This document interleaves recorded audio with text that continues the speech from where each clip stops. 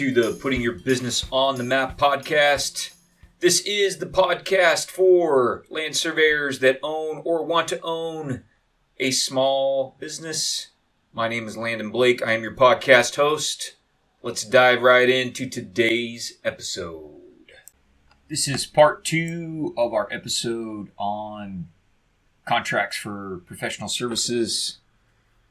As I mentioned in part 1, really important topic. So episode 35 was part 1. This will be episode 36, which will be part 2. I think I'm going to make this a bonus episode, so it'll be available to our Patreon supporters exclusively. Check that out. It's $10 a month. You can help support me in my teaching and help me keep Carly around to work on the podcast. She's the one that's doing most of the work on the book, the book that's going to be based on the podcast. And I just want to let you guys know, it's not a ton of money. I don't make a living off of it. I think right now I've only got like $250 that's been earned so far. I appreciate that. I appreciate the people that donated. But I would like to get enough to maybe sustain having Carly work a few hours a week on the book and the podcast. So hopefully the book sales will help with that. But anyways, shameless plug there. Support us on Patreon, guys. It's $10 a month. Like, that's the cost of a cheeseburger. If you listen to the podcast, please do that. You'll get the bonus episodes and some extras. I think I'm going to start doing every third episode is going to be exclusive to our supporters on Patreon, because I want to motivate people to support the podcast in that way. I get all kinds of people that tell me how much they love the podcast and how much they learn from it, which is great, but then I can't get people to contribute $10 a month. So do that. If you're a regular listener, we're on episode 36 now. So like, if you've listened to more than 20 of the last 36 episodes, consider supporting this on Patreon. I'm not making a ton of money on it, guys. I'm mostly trying to get help with the editing and the website maintenance and the book. So I appreciate that. All right, we're going to talk about contracts again. This is part 2. Basically going to do 2 things in this episode. We're going to talk about some special things you need to think about in your contracts as a land surveyor. These are not things that are necessarily things you have to worry about if you're not a surveyor. So if you're a restaurant and you have a contract to buy ice cream, these are not things that are necessarily going to have to be in your contract. So these are very survey specific, I hope. I've got 7 things, survey specific things. And then I want to wrap up this episode by talking a little bit about privity of contract. That's a legal doctrine. It's really important. It's going to be a little bit technical, but I think it's important that surveyors understand what privity of contract is and how it's been eroded and how you deal with that erosion of privity of contract, because it's really important. It's important and somewhat surprising, so I think surveyors should be aware of it. I think that'll probably take us 40 minutes or 45 minutes. Let's dive in with these 7 special considerations that you need to make. 7 special considerations, for land surveying contracts or contracts to provide land surveying services. So these are things that you need to consider in your own contract that you ask clients to sign, or if you're going to sign a client's contract. So you need to think about these things. So I'm just going to number them real quick. Let's start with number 1. Number 1 is having a precise scope definition. So in part 1 of this topic, episode 35, we talked about the importance of a detailed scope. I need to do a PYB team extra on that. I will try and record that today and get it up on Patreon for you guys. And we'll look at some examples, at least one, maybe a couple examples. But you need to have a precisely defined scope. I'm not saying you got to throw a Bible or encyclopedia at people, but you got to. Most problems in contracts are caused by poorly defined scopes. So don't make that mistake. Okay, so clearly detail the type of survey you're going to perform. Is it a boundary survey? Is it a topographic survey? Is it a construction survey, a bathymetric survey? Specify any standards you're going to follow. So the ALTA standards, or the DOT standards for your local jurisdiction, your local state, or your the ASPSRS accuracy standards if you're doing photogrammetry work. My partner Brian has taught me a fair amount about that. So there are different standards you can incorporate. If you do incorporate a standard, make sure you read the standard or the specification and that you meet it. And then you need to be very clear about exactly what deliverables you're going to provide. So is it just the signed PDF map? Is there a CAD file? Is there a technical report? What's being delivered? What isn't being delivered? So that's number one, precise scope definition. We'll try and do a PYBO Team Extra where we look at some of that. Number two, you need to talk about ownership and use of data in your deliverables. So who's going to retain the copyright and ownership of survey maps, PLAPs, reports, digital files. If you're going to license those to your client, you need to talk about how they can use those deliverables and what rights you retain to those deliverables. That is a very complicated issue, especially as we move into an era of the economy when most of our deliverables are digital now. At least they certainly are for my company. I am going to do a whole separate episode about digital data ownership, copyright, and licensing in contracts for you guys. I've already got the episode scripted. I've done a bunch of research. So I want to talk about that. Think that's going to be just a regular episode. I'm not sure yet. We'll see. I'm probably going to give myself a break for a couple weeks on contracts, but in the next month or so, we should see that. But think about that. That's something to think about. We'll do another episode on it. Number three, rights of entry, site access. It's always a big issue. Can be a huge cost. So you got to work that out with your client. Who's going to handle site access and coordination? Typically we're doing that at my company, but we ask the client to pay for it. Sometimes the client will take care of it, especially if they have other consultants coming in behind us to do work. You got to get permission to enter the private property, and you got to address issues with how do you get that permission and what happens if you can't get the permission, and what do you do about locked gates and man-eating dogs. And so there's things you got to work out there with your client. I know surveyors have right of entry in most states for boundary surveying. We abuse that, and we don't do a good job utilizing it. So address right of entry and site access in your contract, in your scope. Number four, reliance on information that you were provided. So you need to have something in your contract that says, hey, if you, client, provide us with information, deeds, or title reports, we need to be able to rely on those to a reasonable degree. You need to indicate that especially your boundary surveying is done based on what's available in the public record, that you can't be held liable for mistakes that are in the documents that are in the public record unless a special circumstance applies. You need to make it clear most of the time that you're not running a chain of title, that you're working with the current vesting deeds for the parcels that are being surveyed. We do not run chain of title most of the time. So you need to make sure that's clear. If the client's providing you with data, you need to be able to rely on it. We could do a whole separate episode, and we probably will, about can you reuse another surveyor's data. That's a whole separate issue, but make sure some of that is addressed in your contract. Number five, you got to talk about unforeseen conditions. This isn't as much of a big deal for surveyors as it is for other professionals. I know it can have a huge impact on the construction world, especially subsurface conditions, but we as surveyors do sometimes run into unexpected conditions in the field. We could have a violent landowner. We could have,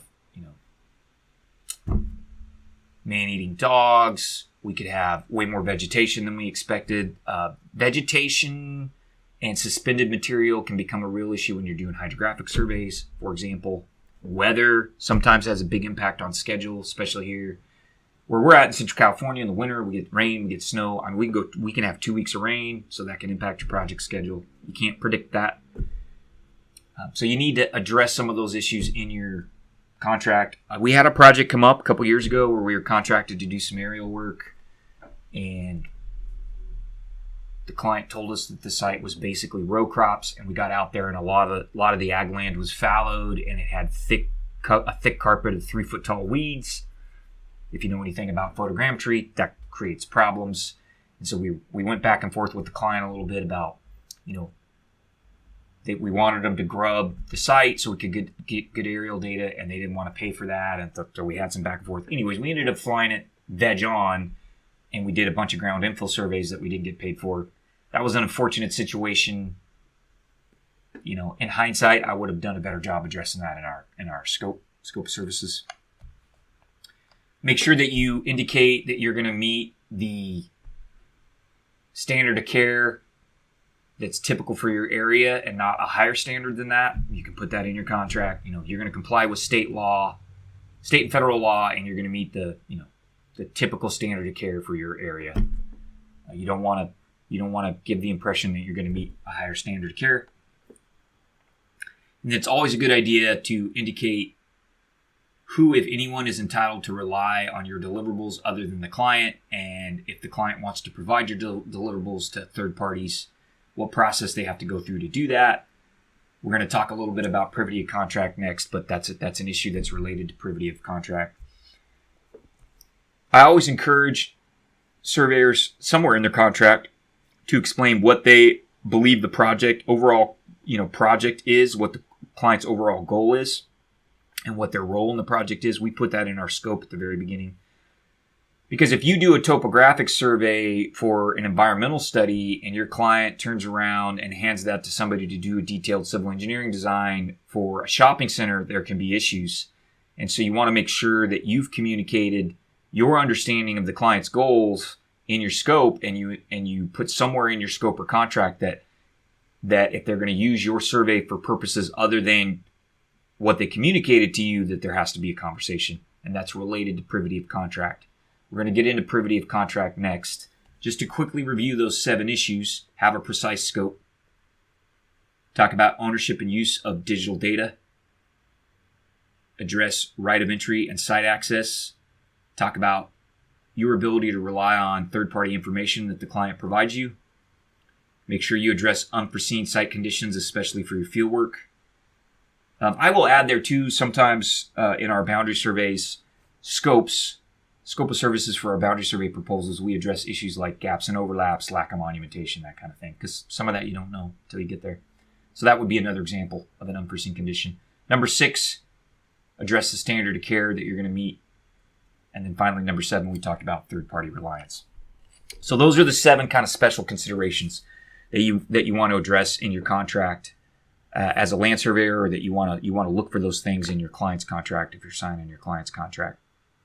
So we're going to talk about privity of contract next. That's a very interesting legal doctrine that impacts land surveyors. But before we get into that fascinating subject, let me just mention here briefly that if you are a land surveyor or civil engineer and you're thinking about how you can start to use GIS in your organization, you don't need to buy a license of ArcGIS Pro. You don't need a $2 million server in your basement. You can get started super easy with QGIS, Quantum GIS, open source desktop GIS available on the web. You can go download it right now for no charge. I encourage you to check that out, download it, fool around with it. If you're interested in getting some help implementing QGIS in your organization, you can talk to my team at RH. You can talk to me or one of my team members, and we can put together a proposal to help you do that. With no problem having an initial conversation with you. So think about that. If you are not yet using GIS as a land surveyor in your organization and you'd like to, we might be able to help. All right, next we are going to dive into privity of contract. I'm going to give you a definition of privity of contract. It's a legal doctrine in the common law of the United States, and then I'm going to take a quick bathroom break. So privity of contract, what is it? Privity of contract is a legal doctrine or legal concept that basically says only the parties directly involved in an agreement can sue each other based on that agreement. So a third party who's not part of the agreement isn't allowed to sue because they weren't a party to the agreement. So let me give you an example from land surveying. I contract with Monique Blake to do a boundary survey of her parcel. Monique Blake can sue me for not meeting my obligations under the contract, but that her neighbor, the Sanchez's can't sue me because we don't have a contract. That's what privity of contract is. So I'm going to talk about how did this doctrine develop? Like, where did it come from and kind of what's happened to it? How did that doctrine develop and how has it been slowly eroded by the courts in modern times? And then we can talk about what does that mean for you as a land surveyor? And then specifically, we're going to talk about what does that mean for your contracts. And we briefly mentioned it in item number 7 from the previous section, but we're going to talk some more about it. All right, guys. So I had a little break here. Let's talk some more. Oop. Let me try that with my mic closer. Sorry. Okay, I had a break. We're going to talk about privity of contract some more. So I explained what that legal doctrine is. So where did this come from? What's the history? So this doctrine traces its origin back to the English common law. So in England, that's where the United States got its common law from. And it basically, in England, the doctrine said only parties directly involved in a contract could enforce its terms or be bound by the obligations it set out. Sorry, there goes my phone.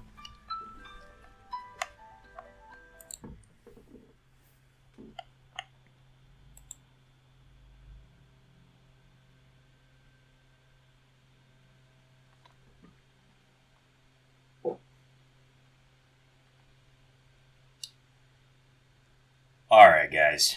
Now that we understand the basic definition of privity of contract, let's talk a little bit about where it came from, why that legal doctrine was developed, and then we'll wrap up this part of the episode talking about how that protection from privity of contract has been eroded by the courts in the last few decades, kind of in the modern era. Privity of contract, that legal doctrine, comes from English common law. So the United States got its common law from England. And in England, that doctrine basically said you could only sue to enforce contract terms or obligations if you were a party of the contract. In the United States, that rule was reaffirmed in early court cases. There was a court case in the 1860s that reaffirmed that rule from English common law. And there were some other cases in the 1840s. Some of those cases dealt with, and I'm talking about U.S. Supreme Court cases, some of those cases dealt with the ability of a consumer or customer, their ability to sue a manufacturer and the protections that the manufacturers had from defective products. So early in the... I shouldn't say that. I should say, in the mid-1800s, there were some court cases that kind of reaffirmed this idea that came from English common law. So why did this legal doctrine develop? What was the logical reasoning that the courts were trying to apply? They liked the clarity and the certainty. So privity of contract clearly defined who had rights and obligations under an agreement, and it limited those obligations to people that were actually involved in the contract. So that became clear. As soon as you open the door to enforcing contract terms, sorry, there's my Oakdale sirens. As soon as you open the door to allowing third parties to enforce contract terms, then it becomes clear, what third parties have a right to do that? So one reason for the development of the doctrine was just clarity and certainty. It also protected the contracting parties. If you think about it, why, if I land in contract with Bob to do a task, why would we want to let Sally come in and interrupt our contractual relationship with a lawsuit? Bob and I may be perfectly happy with the contractual relationship. Now we're going to let Sally come in and throw a stick in the wheels. So it was to protect the sanctity of that agreement between the parties that were in the agreement, and to prevent interference, right, like we talked about. So privity of contract prevents an outside party from coming in to interfere with the contract that the contracted parties are otherwise happy with.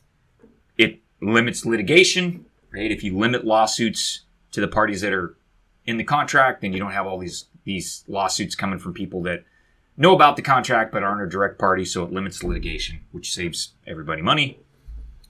And this is tied into the idea that parties should have the freedom to agree to contract with each other. That I, Landon, can agree to hire Bob to build me a back porch. And if I pay, if we agree on the terms and how much I'm going to pay Bob and the type of work he's going to do, we should be free to do that. And third parties shouldn't be able to come in and prevent that. So that was some of the court's logic behind the development of the doctrine. So what happens to this doctrine? In the last 50 years or so, this doctrine has started to be eroded by the courts. Now, some of that began in the early 1900s when consumers were able to sue manufacturers, even though they didn't have a direct contract with the manufacturer. So it starts there, right? And then the state courts have slowly eroded that over the last few decades. And there's basically three ways you can kind of pierce this doctrine of privity of contract, which we're going to talk about in a minute.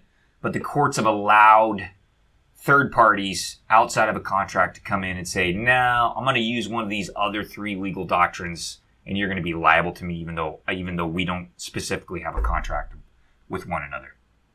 So one of the most recent cases that did this was from 2014. So I'm going to give you the case citation. You can look it up. This is a California Supreme Court case. It is Beacon Residential Community Association versus Skidmore.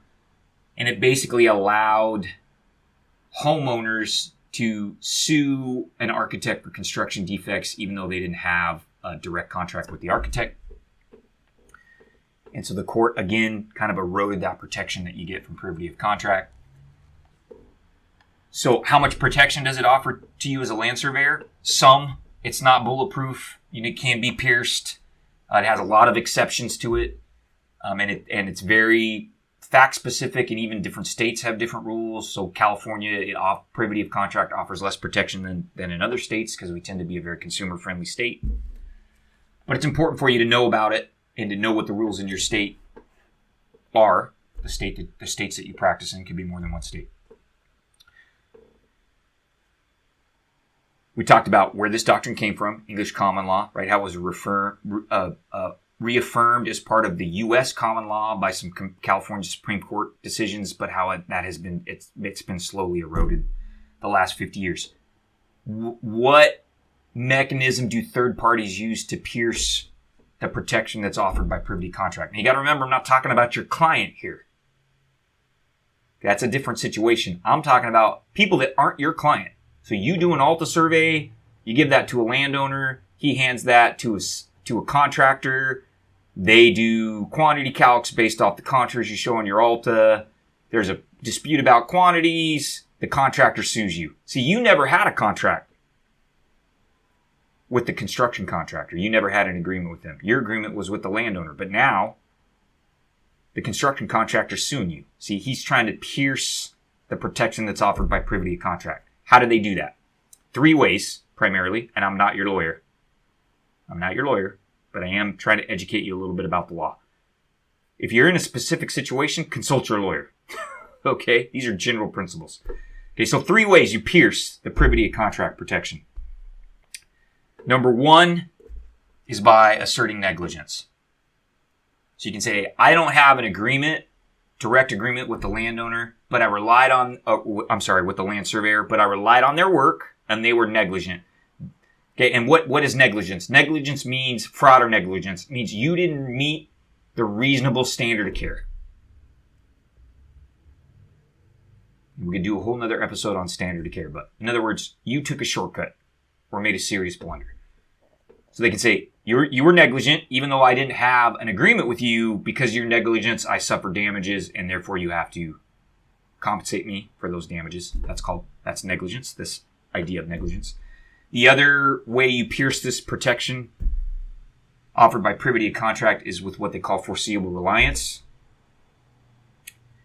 And that is essentially the argument that you as the land surveyor should have known that some third party could have reasonably relied on the work product you were providing your client, even though they aren't in a direct contractual relationship with you. So let me think of an example. I'll go back to construction. Let's say your contract is with the project owner or the construction manager, and you're doing construction layout, and then there's a problem with your layout, and the construction contractor, the company that's actually doing the work, they sue you for your mistake. Now, you may not be in a contractual relationship with them at all. You might be contracted with the project owner to do construction layout, but the construction contractor can argue that it was foreseeable that they were going to rely on your survey stakes, your layout, and so that they're entitled to come after you for damages. So that's foreseeable reliance. Okay, and the last way people try and pierce this protection that's offered by privity of contract is by, and it's similar to foreseeable reliance, but it's by saying, hey, as a third party, it was reasonable that I was going to benefit from the surveyor's work. And if the surveyor didn't perform their functions properly, I should have a right to go after them for damages. So it's a little bit different than foreseeable reliance. I'm trying to think of an example. So let's go back to alter survey. So you contract with a buyer, well, that's not a good example because a lot of times you name the title company on the insured. Let me try and think of another example. You do a boundary survey, you make a mistake.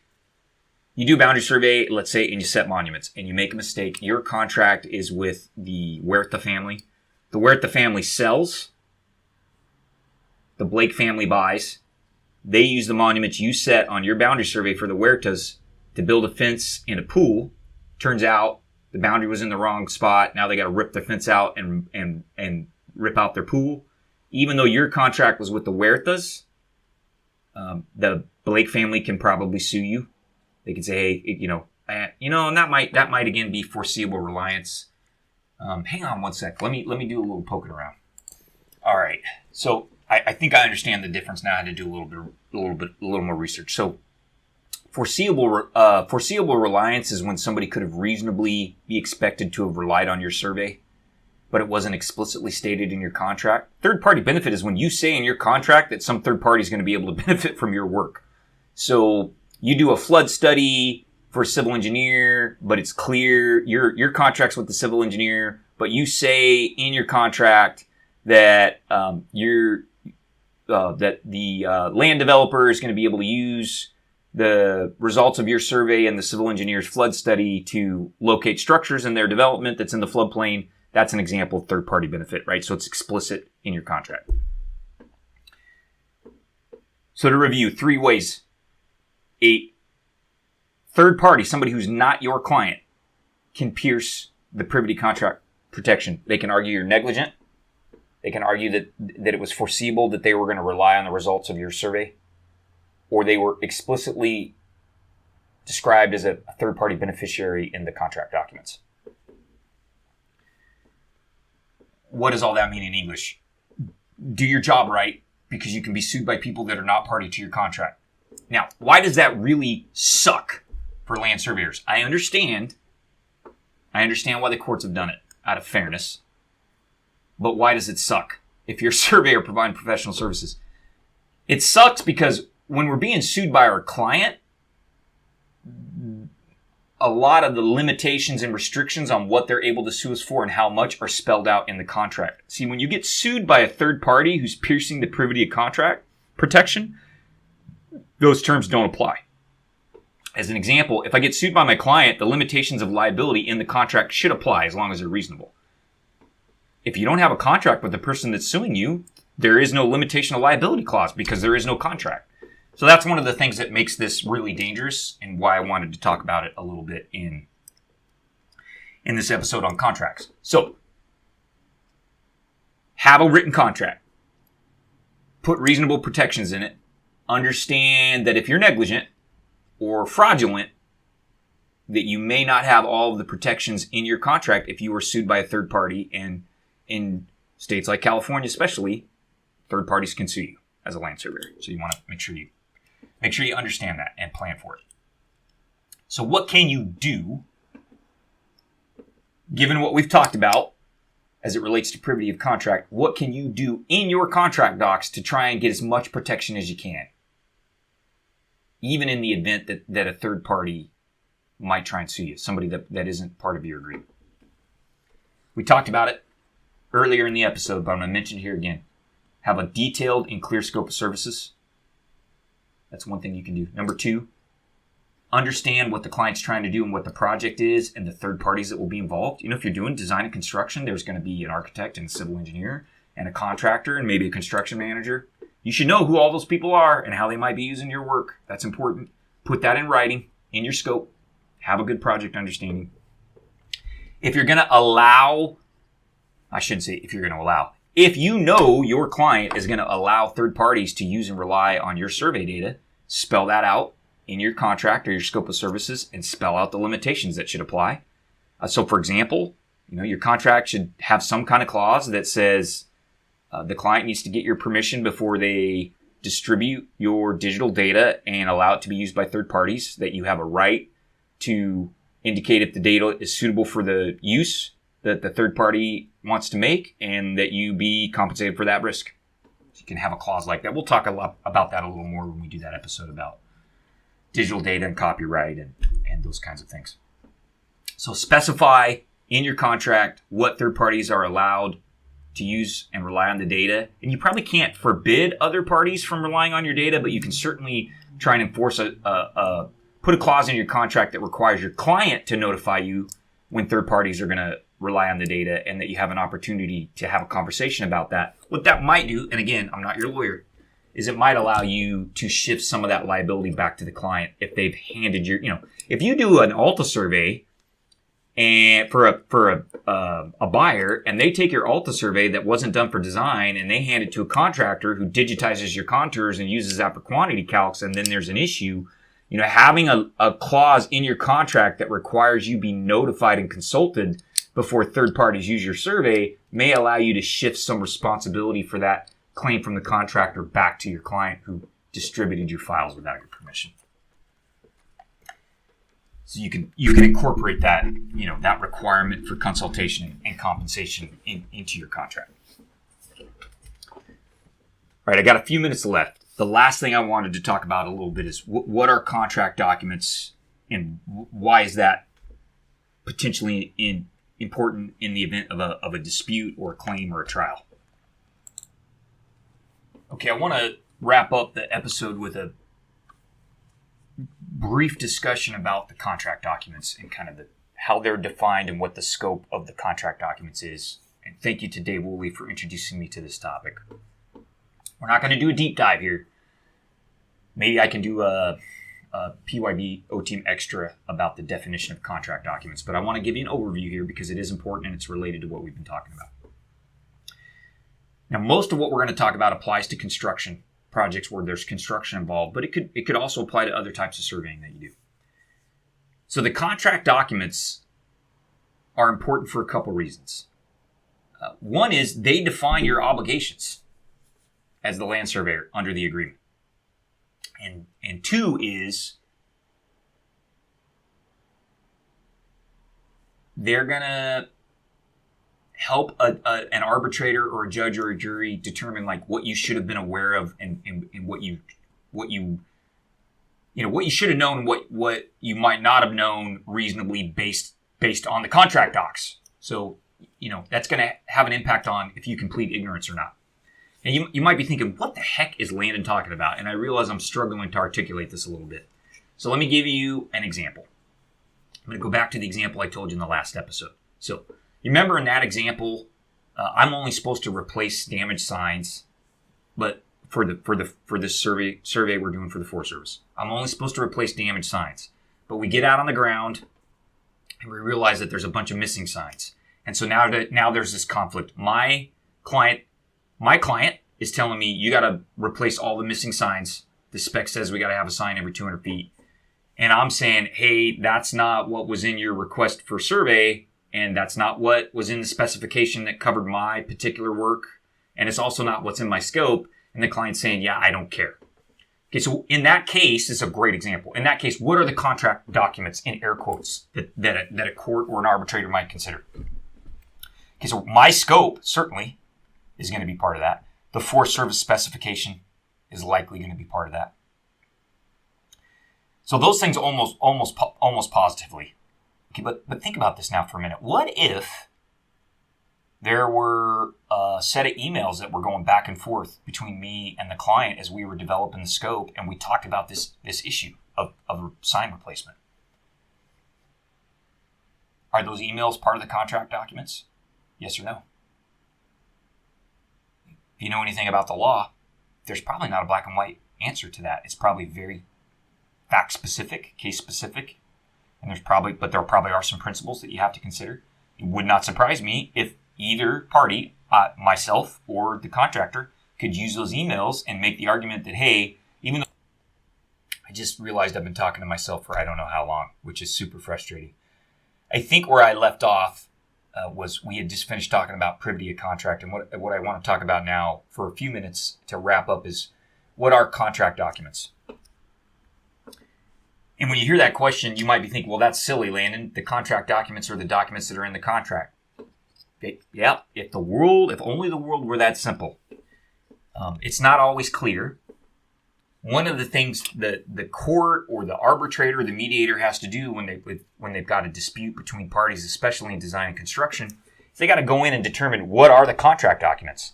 How do you know if somebody's breached a contract or failed to meet their obligations under a contract or were negligent if you don't know what documents make up the contract? So typically, the contract documents, in air quotes, is the contract itself. It's your scope of services. Might be drawings and specifications, might be a title report, might be a previous survey, additional service requests, specifications that you have to meet, schedules that you provide, cost estimates that you provide. The definition of contract documents for legal purposes in a dispute could be a lot broader than what you might think. So this is important. It's important. This definition of contract documents and their scope is important. I'm going to give you an example we talked about in that last episode. I'm going to build on that example a little bit. So in this example, we're doing these surveys.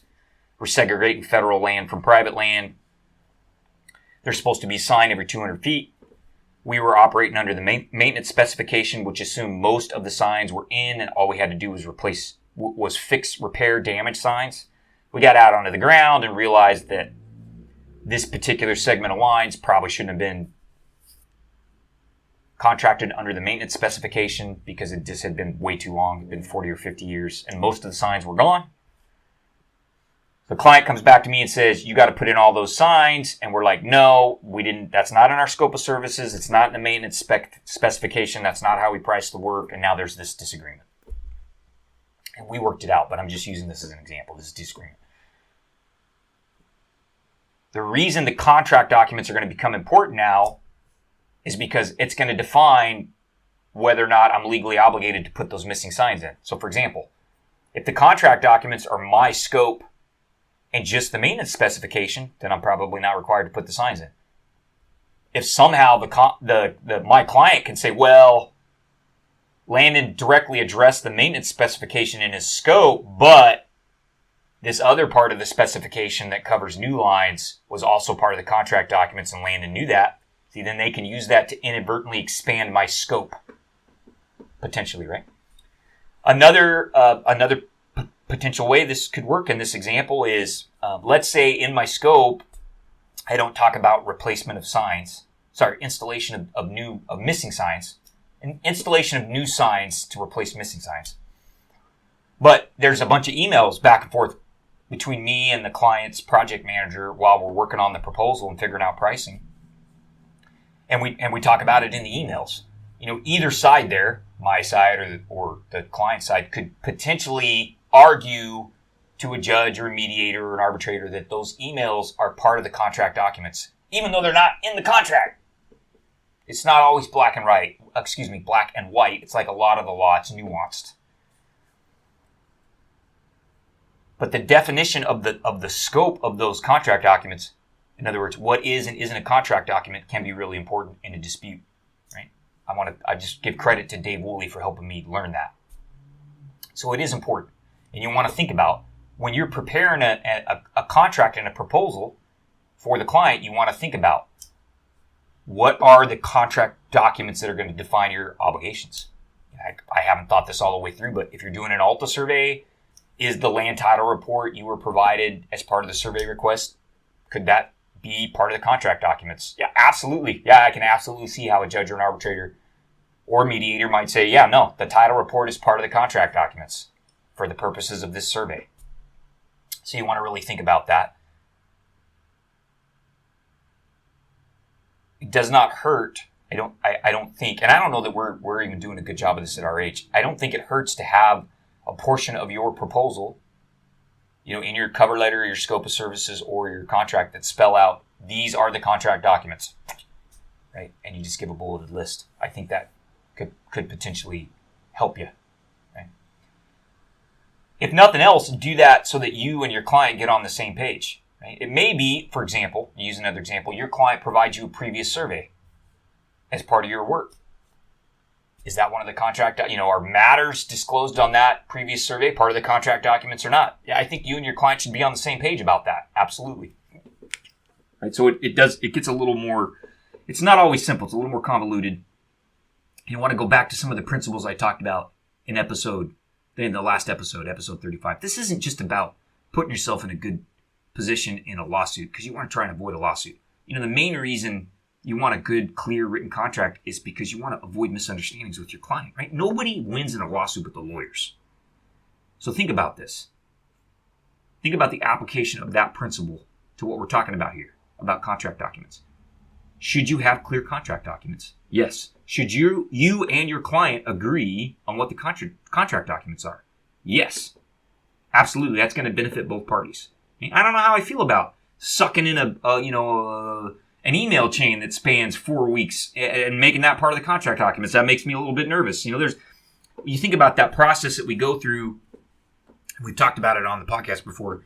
When you are first engaging with a client or a potential client, you're doing needs discovery and you're crafting the project approach and you're tweaking the scope. There's a lot of back and forth there, right? And sometimes that's on the phone. Sometimes it's in an email. It might be in a chat on a messaging service. What are the implications of dragging some of that email correspondence in and making it part of the contract documents if you don't have all the context? I don't know, it makes me a little bit nervous. I think you should maybe put some thought into clearly defining what the contract documents are. I don't know that we do a good job of that. We absolutely need to give it more thought. All right, I'm approaching 45 minutes here. Just to review what we talked about today in this episode, we talked about some special considerations for land surveyors when they're designing their own contracts or reviewing a client contract. So just to review, make sure you have a precisely defined scope, address ownership and use of data and deliverables, deal with right of entry and site access, talk about the third-party information the client is asking you to rely on, if any, address the potential for unforeseen conditions and how that is going to impact the services you provide, talk about the standard of care you're going to meet, any specifications or standards that you're going to follow, and talk about who, when, and how third parties get to rely on your surveys. We talked about privity of contract. We defined that. That's this idea that you don't get to sue me if you're not a party of the contract.